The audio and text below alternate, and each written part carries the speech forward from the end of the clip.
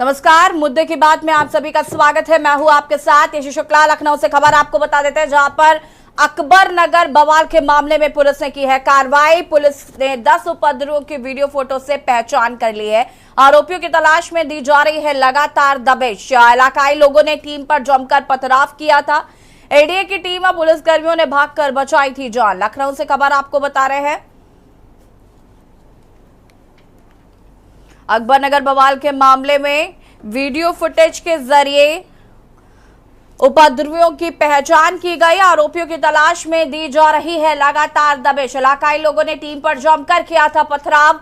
ADA की team और पुलिसकर्मियों ने भागकर बचाई थी अपनी जान।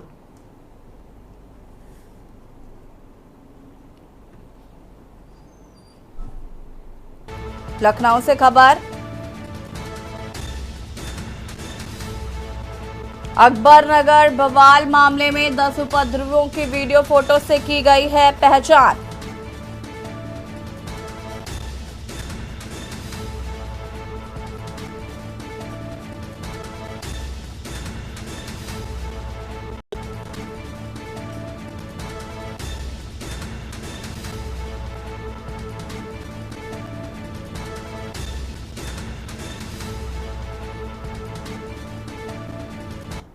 उस दौरान कुछ देखने को मिला, कुछ पथराव हुआ पुलिस पर, कुछ देखने को मिला। क्या कुछ हुआ?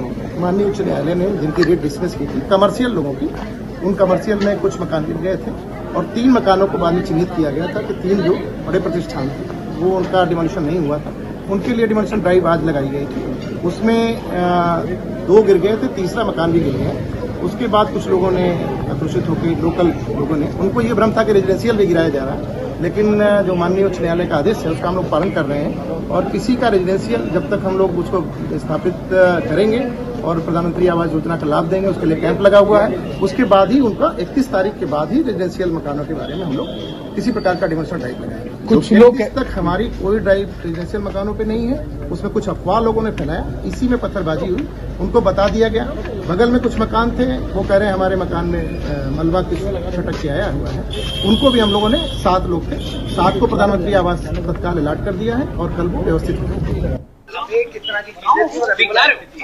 ये अकबर नगर में जो है एनडीए द्वारा ध्वस्तीकरण की कार्रवाई माननीय न्यायालय के निर्देशों की तरफ में यहाँ पर चल रही थी, जिसमें आज भी जो ध्वस्तीकरण की कार्रवाई चल रही थी उस दौरान एक जो बिल्डिंग है उसका स्लैब साइड वाली झोपड़ी के ऊपर टकराया है, जिसकी वजह से लोगों ने कुछ अफवाह फैलाई, पथराव हुआ।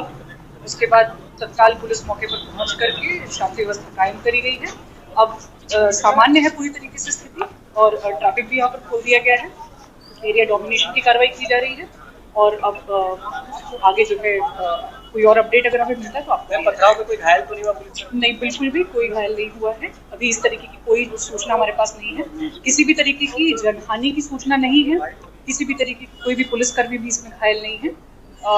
कोई भी अपडेट वर्तमान में हमारे पास नहीं है। और कोर्ट्स के भी अलग अलग डायरेक्शन थे, उसी क्रम में जो है कार्रवाई की जा रही थी। अंदर जो है एक कॉमर्शियल एस्टेब्लिशमेंट था जिसको गिराया जाना था, काफ़ी बड़ी बिल्डिंग थी और उसे ही जो है पोकिंग लगा के गिराया जा रहा था। वही बिल्डिंग गिरी है, उसी संभवतः उसी के क्रम में जो है कुछ अफवाहें फैला दी गई थी, जिस क्रम में लोगों ने पथराव किया था, बट तत्काल ही पुलिस ने मौके पर पहुंचकर स्थिति को काबू में लिया और लोगों को समझा करके अंदर भेजा गया। फिलहाल किसी तरह के किसी पुलिसकर्मी के इंजर होने की कोई सूचना नहीं है। पब्लिक के लोगों से भी मैंने स्वयं भी अभी पूछा है, तो अभी किसी तरह की इंजरी की बात उन्होंने नहीं बताई है। यदि इसमें और कोई अपडेट आता है तो आप लोगों के साथ शेयर किया जाए। सर, कुछ लोग चर्चा ही कर रहे हैं कि कुछ लोगों की इसमें कैजुअलिटी भी हुई है। नहीं, जब इंजरी ही नहीं है अभी बता रहे हैं कोई, तो कैजुअलिटी का बिल्डिंग जो गिरी है, नहीं, वो बिल्डिंग ऑलरेडी खाली थी और उसके अगल बगल को भी खाली करा के ही हम लोग गिरवाते हैं। वो कॉर्डन करके गिरवा करके ही खाली करवा करके दिया था। और जो अगल बगल के लोग से उन महिलाओं से मैंने स्वयं भी पूछा, इंजरी की बात उन्होंने कहीं नहीं बताई है। उनका ये जरूर है कि हमारे मकान को भी क्षति पहुंची है, तो उनको आवंटन, चूंकि यहाँ सभी मकानों का आवंटन किया जा रहा है, तो एलडीएवीसी स्वयं मौजूद है और वो जो भी आवंटन चाह रहे हैं उनका आवंटन भी किया जा रहा है। तो अकबर नगर बवाल के मामले में पुलिस की कार्रवाई, 10 उपद्रवियों के वीडियो फोटो से की गई है पहचान। और इसी खबर पर हमारे साथ संवाददाता संदीप मिश्रा जुड़ चुके हैं। संदीप, क्या कुछ जानकारी इस पूरे मामले को लेकर और अपडेट क्या है इस पूरे खबर पर?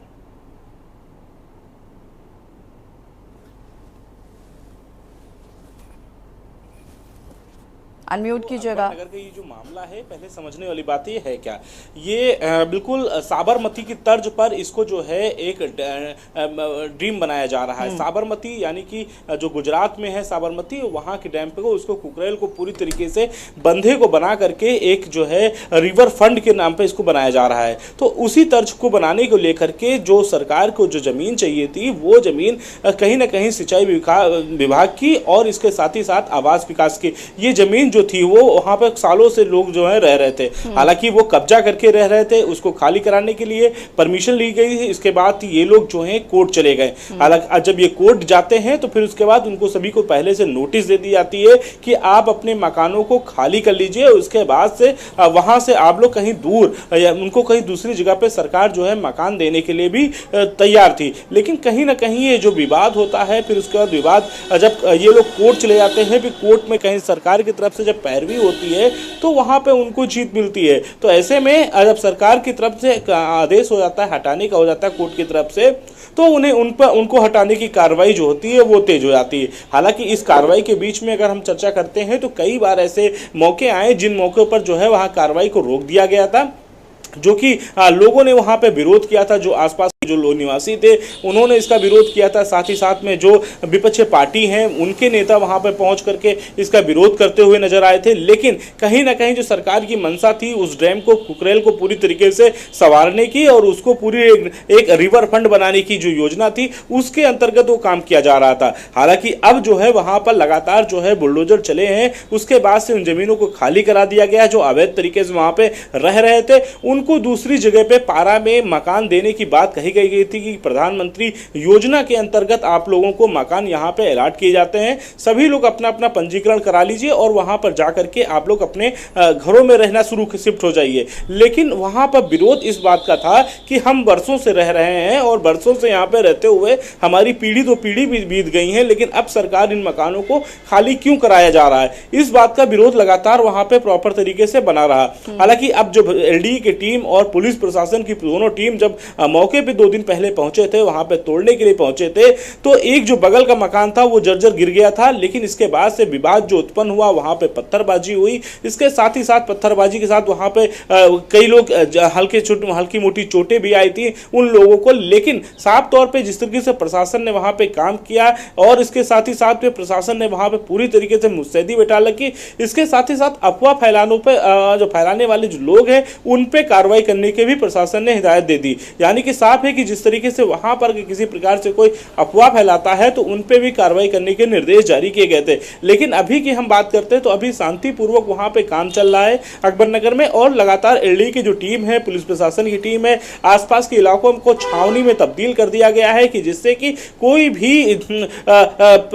किसी प्रकार का कोई विवाद ना उत्पन्न हो सके। इसको लेकर के ये कार्रवाई लगातार जारी है और पीएससी की अतिरिक्त जो फोर्स है वो भी वहां पे तैनात कर दी गई है। 24 घंटे की तैनाती की गई है जब तक ये रिवर फ्रंट की जो अकबरनगर की जो मकान बने हुए हैं इन मकानों को पूरी तरीके से ध्वस्त नहीं हो जाता, तब तक उनकी टीम जो है लगातार प्रॉपर बनी रहेगी। ऐसे में पुलिस प्रशासन मुस्तैद है, वहां पे एलडीए की टीम मुस्तैद है, नगर निगम की टीम मुस्तैद है। तो किसी प्रकार से कोई आपत्ति होती है तो वहां पे फौरन जो है वो टीम मौके पे पहुंच करके मौके को संभालने का जो काम है वो किया जा रहा है। हालांकि 2 दिन पहले जरूर पथराव हुए थे जिसके बाद से पुलिस प्रशासन ने उन 10 बड़े चेहरों को ढूंढा है जिनका पोस्टर भी उन्होंने वायरल कर दिया है और उस पोस्टर वायरल करने के बाद लगातार उनकी गिरफ्तारी भी की जा रही है जो पत्थर फेंकते हुए नजर आ रहे थे। हालांकि इसमें कई दुकान वाले हैं, कई ऐसे लोग हैं जो वहां के निवासी हैं, इनको सभी को जो है लगातार पुलिस जो छानबीन कर रही है। अभी तक 10 पोस्टर जारी किए हैं, हो सकते हैं और भी कुछ पोस्टर हों जो जारी किए जा सकते हैं जिनके नाम सार्वजनिक हो, जो वहां पे मौके पे पहुंच करके उस समय पुलिस के ऊपर पत्थर फेंक रहे थे,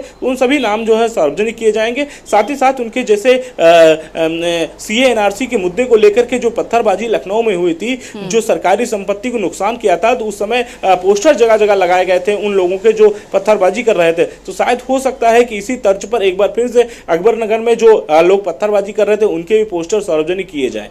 जी ऐसी बिल्कुल संदीप, देखिए अगर हम बात करें यूपी की, तो यूपी में जिस तरीके से योगी आदित्यनाथ लगातार जीरो टॉलरेंस नीति की बात करते हैं या फिर दंगाइयों की खैर नहीं, इस तरीके के स्टेटमेंट्स हम बहुत बार सुन चुके हैं और मुझे लगता है कि संभवतः इस पर जिस तरीके से कार्रवाई हो रही है वो जाहिर है कि जो भी लोग इसके जिम्मेदार होंगे उनकी गिरफ्तारी होगी, उन पर कार्रवाई की जाएगी और सरकारी संपत्ति को नुकसान पहुंचाने पर उनकी संपत्तियां भी कुर्क की जाएंगी। ये सारी प्रोसेसिंग तो हो ही रहे, साथ ही साथ जो पीड़ित है उनका क्या कुछ कहना है इस पूरे मामले में, उनकी क्या प्रतिक्रिया आ रही है इस पर फिलहाल?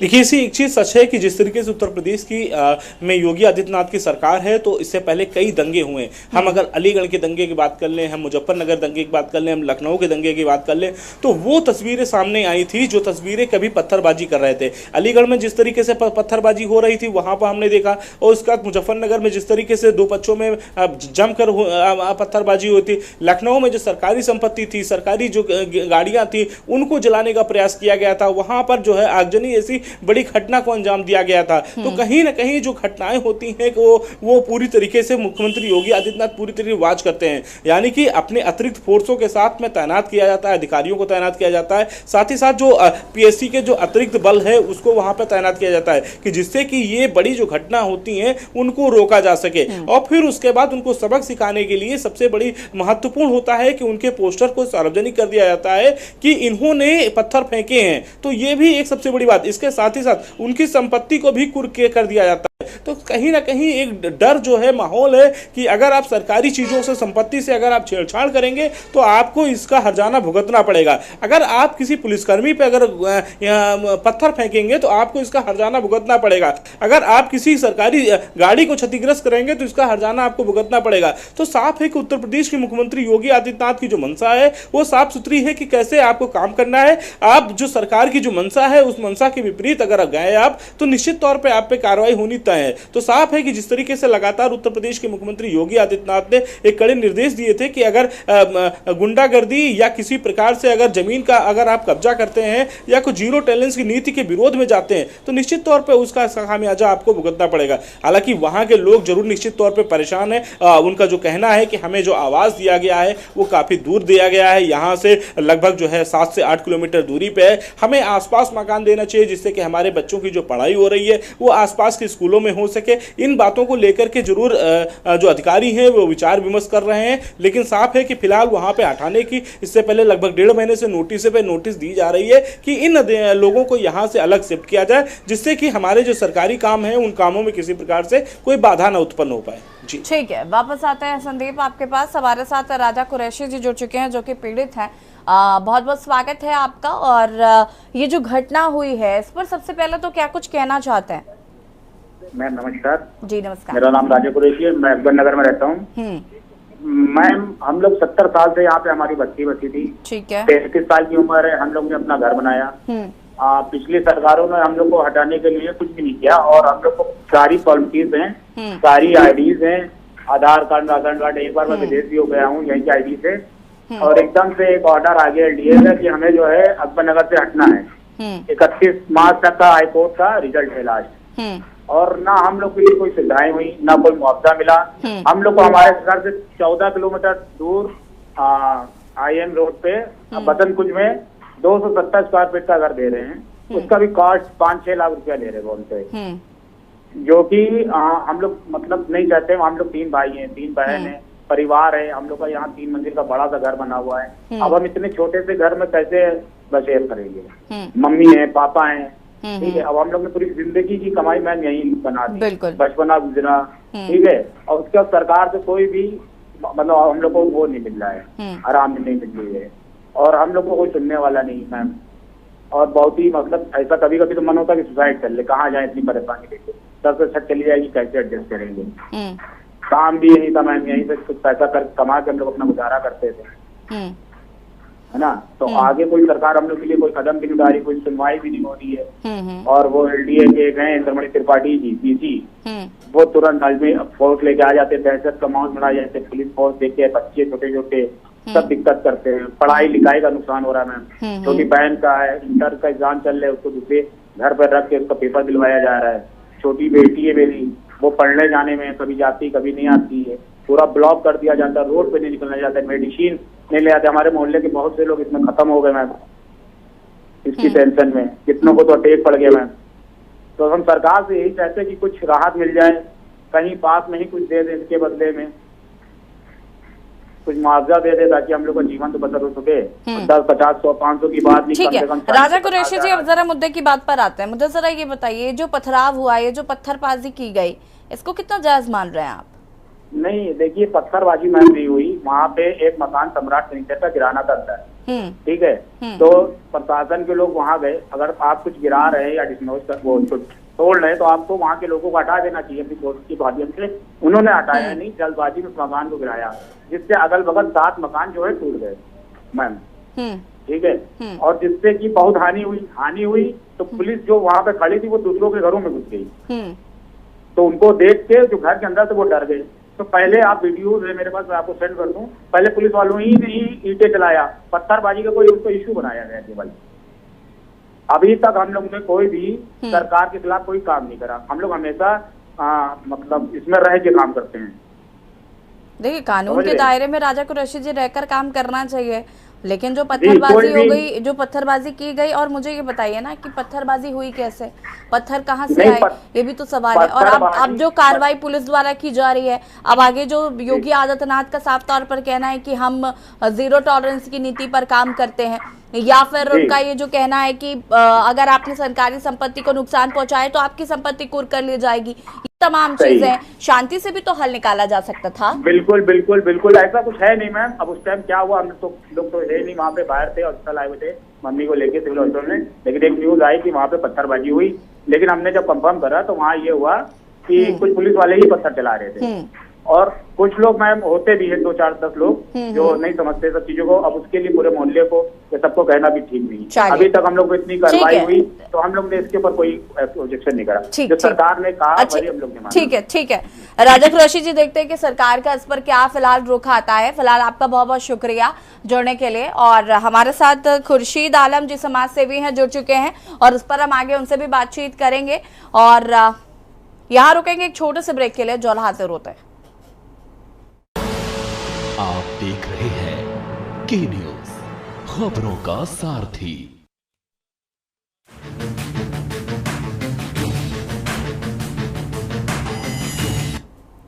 ब्रेक के बाद एक बार फिर से आप सभी का स्वागत है। और हमारे साथ यहाँ पर खुर्शीद आलम जी जुड़ चुके हैं, जो कि समाज सेवी हैं। खुर्शीद आलम जी, कैसे देख रहे हैं इस पूरे मामले को? बहुत धन्यवाद आपका अपने चैनल पर इस मुद्दे को उठाने के लिए। ये बहुत पुराना मसला है, और अगर देखा जाए तो इस पे सरकार को गंभीरता से काम करना चाहिए था। सन 1947 में जब बाढ़ आई थी, जब ये 1947 का जो मुद्दा है, जब बाढ़ आई थी, शायद आपको पता हो या ना पता हो, 1947 में एक बार बाढ़ आई थी, बढ़िया, जिसको हम लोग गांव देहात की भाषा में कहते हैं कि बहिया आ गई थी। तब उस समय यहाँ पे राहत कैंप, शिविर लगाए गए थे। वो जो शिविर लगाए गए थे, जो आज आप ऊंचे ऊंचे पुल देखते हैं अकबर नगर के किनारे, वहां पे जो सरकार ने पूरी तरीके से वहां लोगों को राहत शिविर में सामग्री उपलब्ध कराई और उनके रहने का इंतजाम कराया। वहीं से ये सिलसिला शुरू हुआ अकबर नगर का, और वहीं जा करके लोग बसना शुरू हो गए। हालांकि मैं इससे इत्तेफाक रखता हूं कि वहां जब लोग बस रहे थे तो सरकार को इसको गंभीरता से लेना चाहिए था। वहां पे लोगों ने अपना कनेक्शन करा लिया, वहां पे नगर निगम में अपना असेसमेंट करा लिया, और वहां पे पुलिस वाले और नगर निगम के कर्मचारी उगाही करके लोगों के मकान बनवा दिया करते थे। मैं अभी कुछ समय पहले, राजा कुरैशी जी बोल रहे थे, मैं उनसे, आप पूछिएगा, मैं वहां जा करके मैंने कितने लोगों का वहां पे रहन सहन की व्यवस्था कराई। लगभग 50 लोग जो अकबर नगर से पीड़ित थे, उनके रहने की व्यवस्था हमने अपने क्षेत्र चिन्हट में कराई। भले ही उनको जो है टीन के अंदर रखा, लेकिन उनके लिए मुझसे जो हो सका मैंने वो काम किया। सरकार को भी इसमें गंभीरता के साथ पहले इन लोगों को कहीं शिफ्ट कर देना चाहिए था, और उसके बाद इन लोगों के मकान तोड़ने चाहिए थे। हालांकि जो हुआ अभी 2 दिन पहले, उसकी मैं कड़ी निंदा करता हूं कि शासन प्रशासन पे पत्थर फेंकने का काम जो प्रतिनिधियों ने किया है, उनको कड़ी से कड़ी सजा दी जाए। और आगे आने वाले समय में मैं चाहता हूं योगी आदित्यनाथ जी की सरकार से कि इन लोगों को कहीं सुनिश्चित जगह और आसपास की जगह जहां इनका रोजगार और कारोबार भी चल सके, क्योंकि हर आदमी आज अपने बच्चों को पढ़ाना चाहता है, अच्छी शिक्षा देना चाहता है, अच्छा जीवन देना चाहता है। तो मैं ये चाहता हूं कि माननीय योगी आदित्यनाथ जी की सरकार से कि इनको शहर के अंदर कहीं बसा दिया जाए, जिससे कि इनका जीवन यापन हो सके, क्योंकि वहाँ लगभग 75% वहाँ 75% पसमानदा मुस्लिम समाज के लोग रहते हैं। बहुत बहुत शुक्रिया आपका जुड़ने के लिए, और हमारे साथ संदीप जुड़े थे। संदीप, आपका भी बहुत बहुत शुक्रिया। और बता दें कि 10 उपद्रव की वीडियो फोटो से पहचान की गई है। फिलहाल लोगों की मांग यही है कि उनको कहीं और पर विस्थापित किया जाए या फिर उनको मुआवजा दिया जाए।